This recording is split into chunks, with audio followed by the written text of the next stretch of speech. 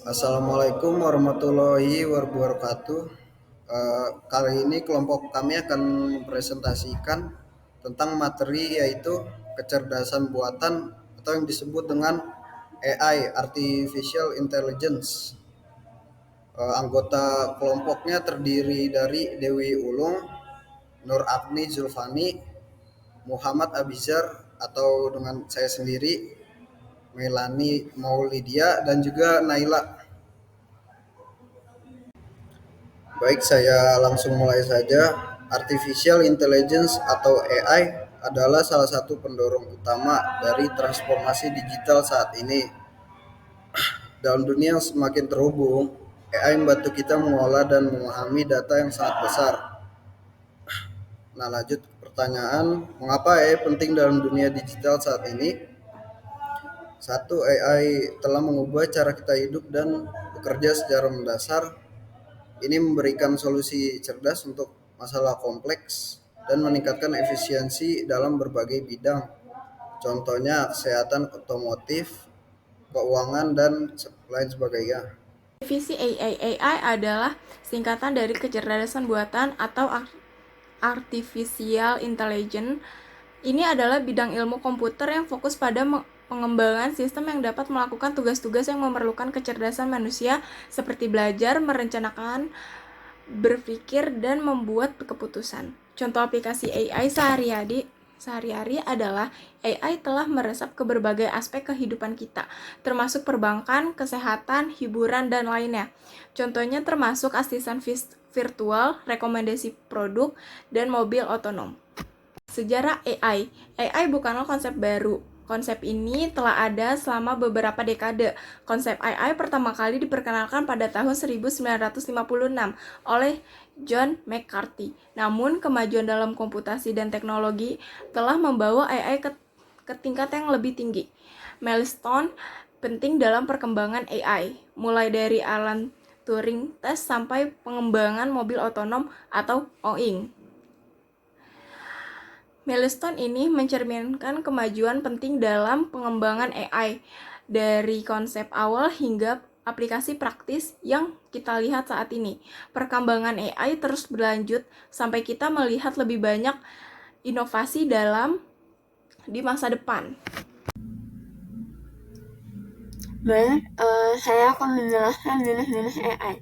Ada dua jenis utama AI. Yang pertama, AI terbatas atau nano AI yang memiliki keahlian dalam tugas tertentu. Contoh, chatbot yang digunakan dalam layanan pelanggaran online, sistem rekomendasi produk, dan mobil otonom yang hanya dapat mengemudi dalam situasi tertentu. Yang kedua itu ada AI umum atau general AI yang memiliki kemampuan seperti manusia untuk belajar dan menyesuaikan diri.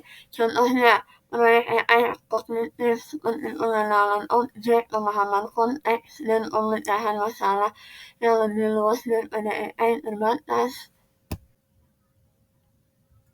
Bagaimana AI bekerja? AI bekerja dengan memproses data besar dan mengidentifikasi pola serta membuat keputusan berdasarkan informasi yang telah diberikan.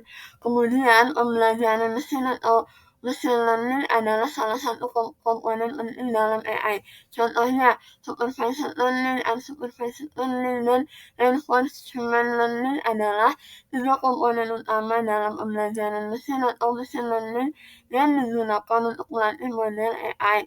Proses pembelajaran mesin atau machine learning itu ada 5, yaitu yang pertama, pengumpulan data, preprocessing data, pembagian data, pemilihan model, dan yang terakhir itu ada pelatihan modal. Baik, presentasi selanjutnya akan dilanjutkan oleh teman saya. Pengolahan data yang tepat dan pengambilan keputusan yang baik merupakan komponen utama dalam menghasilkan sistem AI yang efektif.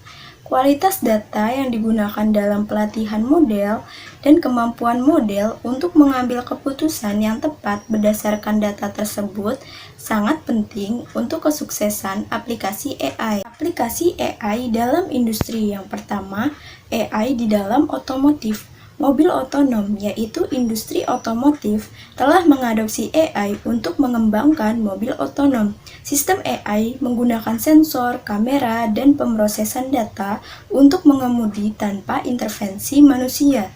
Selanjutnya ada prediksi perawatan. AI digunakan untuk memprediksi kebutuhan perawatan kendaraan dengan menganalisis data sensor dan informasi operasional yang dapat mengurangi biaya perawatan dan meningkatkan keamanan. Yang kedua, AI dalam perawatan kesehatan.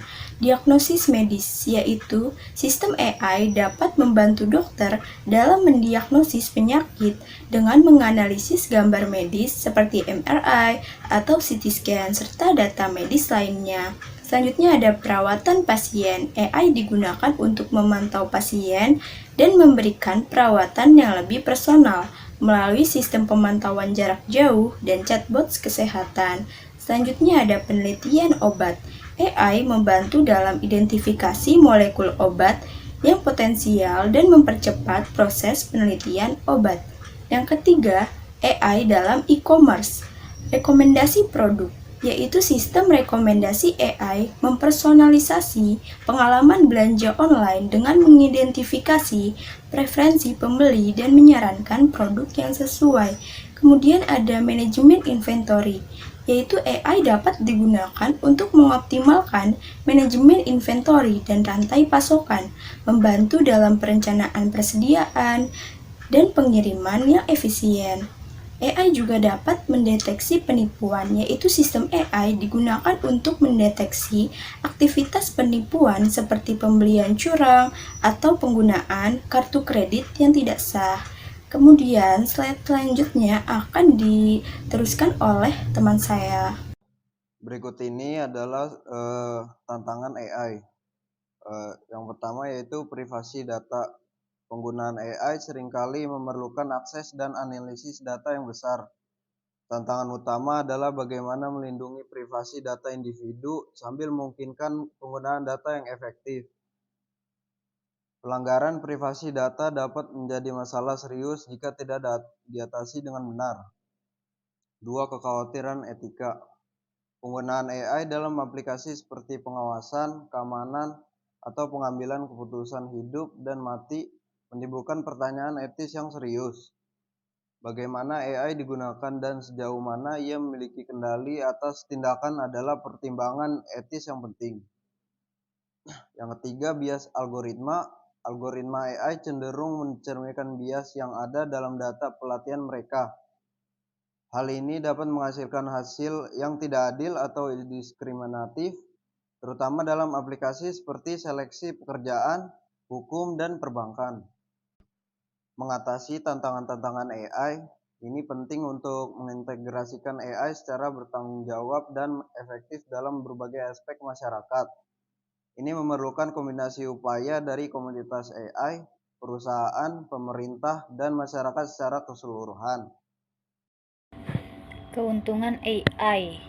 Yang pertama, meningkatkan efisiensi dan produktivitas.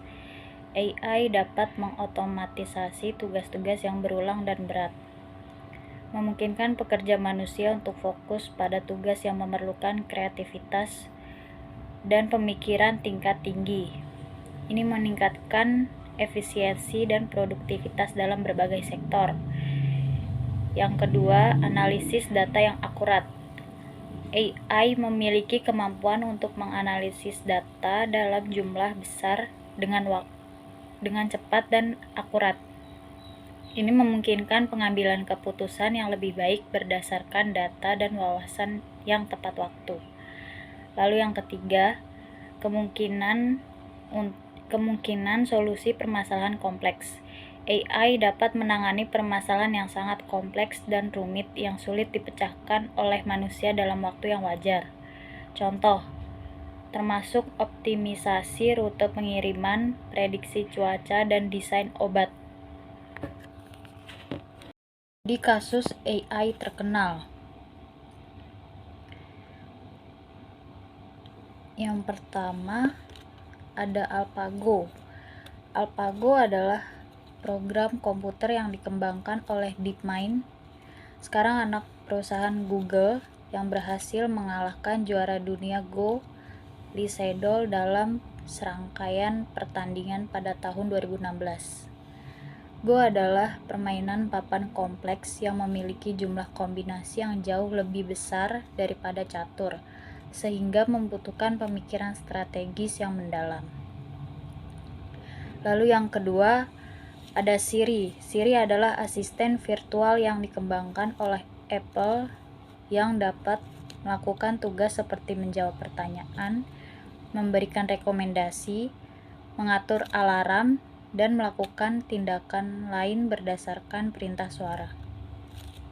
suara pengguna.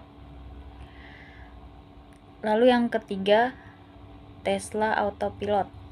Tesla Autopilot adalah sistem kendaraan otonom yang dikembangkan oleh Tesla.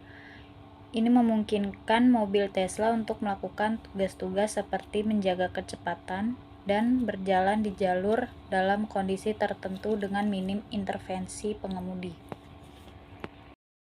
Masa depan AI berdasarkan perkembangan AI yang lebih lanjut, yaitu terus meningkatnya kinerja. Kemajuan dalam pemrosesan dan perangkat keras akan terus meningkatkan kinerja model AI, memungkinkan aplikasi yang lebih canggih dan akurat. Selanjutnya, AI umum. Pengembangan AI yang mendekati tingkat kecerdasan manusia atau AI umum akan menjadi tujuan jangka panjang dalam penelitian AI. Selanjutnya, integrasi dalam kehidupan sehari-hari. AI akan semakin menjadi bagian integral dalam kehidupan sehari-hari, seperti dalam perangkat rumah pintar, keadaan otonom, dan layanan kesehatan. Lalu ada pula masa depan AI berdasarkan pengaruh AI dalam pekerjaan dan ekonomi, yaitu transportasi pekerjaan. Penggunaan AI dalam otomatisasi tugas-tugas berulang dapat mengubah landscape pekerjaan. Beberapa pekerjaan mungkin otomatisasi sepenuhnya. Selanjutnya, kreativitas dan kolaborasi. Meskipun beberapa pekerjaan dapat diotomatisasi, kecerdasan buatan juga dapat meningkatkan kreativitas manusia dan kolaborasi dengan menyediakan alat yang lebih kuat. Lalu yang terakhir, peningkatan produktivitas. Implementasi AI yang bijak di berbagai industri dapat meningkatkan produktivitas dan efisiensi. Kesimpulannya adalah, yang pertama, kecerdasan buatan AI telah memiliki dampak signifikan pada cara kita hidup dan bekerja saat ini, dan potensi untuk masa depan yang sangat besar. Kemampuan AlphaGo untuk mengalahkan juara Go Siri yang memudahkan interaksi dengan perangkat digital, dan Tesla Autopilot yang mendekatkan kita pada kendaraan otonom. Yang kedua, namun dalam menghadapi masa depan yang semakin didorong oleh AI, penting untuk tidak hanya memperhatikan keuntungan teknologinya, tetapi juga untuk mengatasi tantangan dan masalah etika yang mungkin muncul. Ini termasuk privasi dan data yang perlu dijaga, bias algoritma yang harus dihilangkan, dan kekhawatiran etika dalam pengambilan keputusan yang semakin otonom. Dengan pendekatan yang bijak dan bertanggung jawab terhadap perkembangan AI, kita dapat meningkatkan kualitas hidup kita, meningkatkan produktivitas, dan mengatasi permasalahan kompleks. Hal ini membutuhkan kerjasama antara masyarakat, perusahaan, dan pemerintahan untuk kemajuan yang berkelanjutan dalam dunia AI. Sekian dari kelompok saya. Wassalamualaikum warahmatullahi wabarakatuh.